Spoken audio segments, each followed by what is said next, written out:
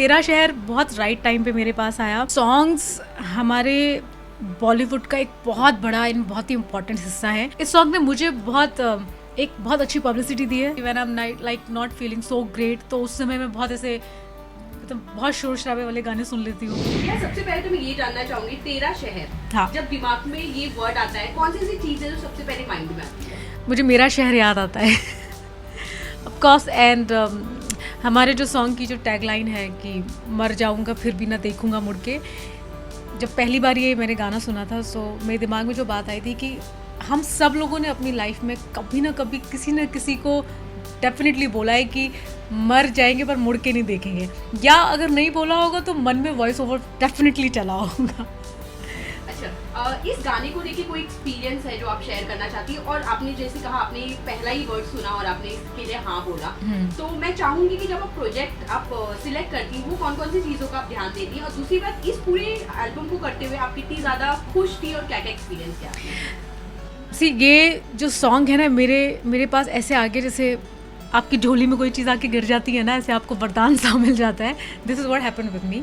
और मुझे T series से कॉल आया कि एक ब्यूटीफुल सॉन्ग है, एंड सब कुछ बहुत इतनी जल्दी में हुआ था कि मुझे सॉन्ग सुनने का मौका भी नहीं मिला। But then I got to know कि अमाल मलिक है, हिमांश है, Manoj ji, I am a big fan of him, उन्होंने गाना लिखा है और टी सीरीज है। तो इससे बेटर कोई आई डोंट थिंक कोई हो सकता है जिससे टी सीरीज से ज़्यादा बेटर तरीके से जानता है कि सॉन्ग क्या सॉन्ग बनाए जाएं और उनको कैसे पब्लिसाइज़ किया जाए। तो मेरे लिए तो ये इमीडिएट हाँ था लाइक। तो मुझे लगा कि तेरा शहर बहुत राइट टाइम पे मेरे पास आया। एक्सपीरियंस बहुत माइंड ब्लोइंग थे मेरे, बिकॉज जैसे मैंने बोला, सब कुछ बहुत यूँ मुझे कुछ सोचने समझने का मौका ही नहीं मिला। और वहाँ की जो प्रोडक्शन वाले थे, when I got in touch with them, तो उन्होंने मुझे बोला कि नहीं, केवल सुबह और रात को ठंड होती है, दिन में इट्स लाइक ओके। तो मैं जितने कपड़े लेके गई थी सारे मेरे समर के कपड़े थे, और मैं जब वहाँ पहुँची तो it was snowfall was happening and I was like dude, this is not done. तो आपने गाना अगर देखा है तो आप देखोगे मैंने सारे गाने में कोट पहने हुए हैं, फर का कोट है, जैकेट है, ये सब। वो सब मेरे कपड़े नहीं थे वो सब मांग के पहने गए थे, बिकॉज मुझे तो बोला ही ये गया था कि हम समर लुक में सॉन्ग शूट करने वाले हैं। तो मैंने अपने जो मुझे कॉस्ट्यूम दिए गए वो तो पहने थे, और सबके ऊपर बिकॉज इतनी ठंड थी, -3 डिग्री टेम्परेचर, और मेरे ऐसा लगता था मेरे बोन्स में ऐसे लगे था बर्फ जम जाती है आपकी हड्डियों में, ऐसे बोलते हैं, ऐसे हाल हो गए थे। और मुझे डर ये लग रहा था कि ये जो मेरे क्लोजअप शॉट लगेंगे ऐसे नहीं हो कि मैं उसमें ऐसे दांत मेरे किट किट बोल रहे हो सो बहुत ऐसे एक ही जगह पे मैं उछलती रहती थी जिससे बॉडी थोड़ी सी मेरी वार्म रहे। It was amazing experience for me. अच्छा, शूट कहाँ पर हुआ था, ये हम जरूर जानना चाहेंगे। That is also very funny. मुझे बोला गया फ़ोन पे कि हम आर्मेनिया में शूट कर रहे हैं। मुझे मैं गई और मैंने गूगल पे चेक किया, वेयर इज़ आर्मेनिया मुझे बहुत ऐसे कॉम्प्लिकेटेड सा लगा। और मैंने यहाँ से मैं अकेले गई थी। तो दुबई से जब हम लोग ट्रांसफ़र करते हैं, पूरा लगेज वगैरह होता है, तो वो मुझसे पूछे थे आपको कहाँ जाना है, and I was like I am going to एक सेकेंड नो। वो जो डेस्क पर लड़की थी वो हंसने लगी, कहती you really don't know where you going. ऐसे no, I know but the pronunciation is little tough because वो Yerevan we were shooting there. So it was मैंने कभी आर्मेनिया नाम में पहले गई थी और इतना मैंने नाम भी नहीं सुना था, तो बहुत फ़नी एक्सपीरियंस था ये।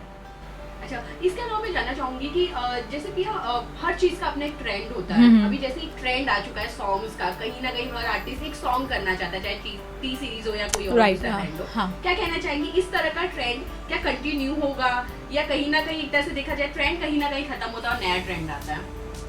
सी, सॉन्ग्स हमारे बॉलीवुड का एक बहुत बड़ा बहुत ही इम्पॉर्टेंट हिस्सा है। कितने भी ट्रेंड आए और जाए, पर सॉन्ग्स कभी, आई डोंट थिंक कि सॉन्ग्स ट्रेंड और फैशन है। This is a very very important part. बहुत कम फिल्में ऐसी होती हैं जहाँ पे सॉन्ग्स नहीं होते हैं, बट आई एम श्योर उनके टाइटल सॉन्ग होते हैं, या कोई एक उनमें एक कुछ म्यूज़िक एक पार्ट होता ही होता है। तो कहते हैं ना, कुछ भी हो जाए, songs gonna be never like away from the Bollywood.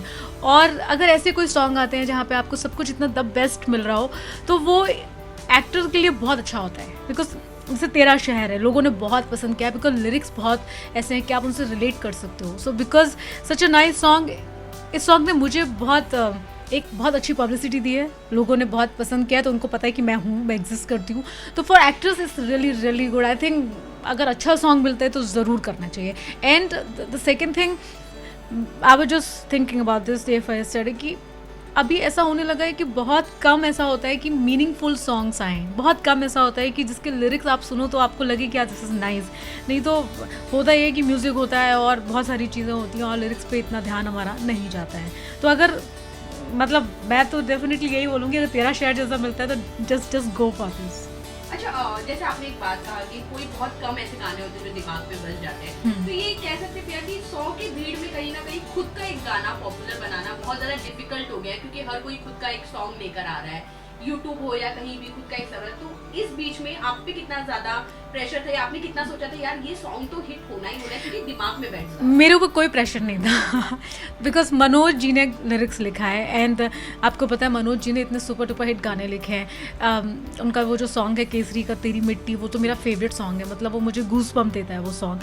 तो जब इतनी अच्छी टीम हो तो एज एन एक्टर मुझे कुछ सोचने की ज़रूरत नहीं है। मुझे पता है कि इतना बढ़िया म्यूज़िक अमाल ने दिया है, कलाम ने इतना अच्छा गाया है, मेरे साथ हिमांश है, मनोज जी ने लिखा है, तो ऐसे सेटअप में आपको कुछ सोचने की ज़रूरत नहीं है, बस जाओ सॉन्ग को एंजॉय करो and just perform your best. अच्छा, जैसे मैंने आपसे ये क्वेश्चन पूछा था कि कहीं ना कहीं सॉन्ग का अपना एक ट्रेंड आ गया, मेरा मतलब ये था वहाँ पे कि एक अलग से सॉन्ग, मतलब पिक्चर से हट के सॉन्ग सब बन रहे हैं, जहाँ पे लोग नए नए फेस के साथ एक्सपेरिमेंट कर रहे हैं। वरना कहीं ना कहीं देखा जा रहा था स्टार ही लिए जाते थे और उन्हीं की पिक्चर, उन्हीं के सॉन्ग हमेशा ट्रेंड होते थे। पर ये कह सकते हैं अब एक नया फेस को मौका मिलने का, एक तरह से सॉन्ग का अपना एक ट्रेंड, जैसे हम देखते थे इससे पहले 90s में ऐसे सॉन्ग्स थे, 2000 में ऐसे सॉन्ग्स थे, जो ट्रेंड था फिर वो खत्म हो गया। मेरा मतलब वो था। मुझे ऐसा लगता है कि आई थिंक मैंने ऐसे बहुत सारे वीडियो देखे, हम सब ने देखे हैं, and like you are right कि एक टाइम होता है, आज बहुत सारे गाने आते हैं, सडनली फिर स्टॉप हो जाता है और फिर से वो गाने दोबारा से शुरू हो जाते हैं। तो आई थिंक मुझे ऐसा लगता है टी सीरीज़ या कोई भी ऐसी कंपनी को जब लगता होगा कि नाउ दिस इज़ समथिंग हम सिंगल बना सकते हैं and nice mind blowing song और समथिंग, तो बनाते होंगे। But I don't think it's a trend. अब अगेन इट्स लाइक फेजेस होते हैं एंड म्यूज़िक वीडियोज़ तो कब से देखते हुए आ रहे हैं, मतलब हमारे सुपर डुपर स्टार्स ने भी किया है, अपकमिंग लोगों ने भी किया है, न्यू फेसेस ने भी किया है, फिर वो हिंदी सॉन्ग हो, पंजाबी सॉन्ग हो या और बाकी लैंग्वेज में हो। तो फैशन नहीं है, ट्रेंड नहीं है, बट हाँ आते जाते रहते हैं। अच्छा, किस तरह के सॉन्ग प्रिया आप सबसे ज़्यादा पसंद करती है? जब भी मूड ऑफ हो या ऑन हो, आप हमेशा वो गाने सुना करती हैं?